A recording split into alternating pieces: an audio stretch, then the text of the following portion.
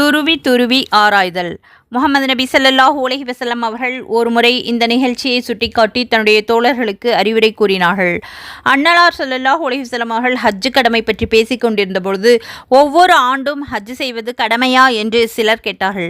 அதற்கு அண்ணல் நபி ஸல்லல்லாஹு அலைஹி வஸல்லம் அவர்கள், நான் ஆம் என்று சொல்லிவிட்டால் அவ்வாறே கடமையாகிவிடும்.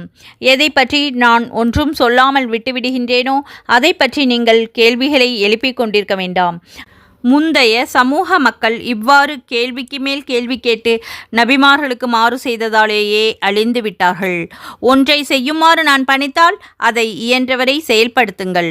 ஒன்றை செய்யக்கூடாது என்று நான் கூறினால் அதை விட்டு விலகிவிடுங்கள் என்று விளக்கினார்கள். நூல் முஸ்லிம்.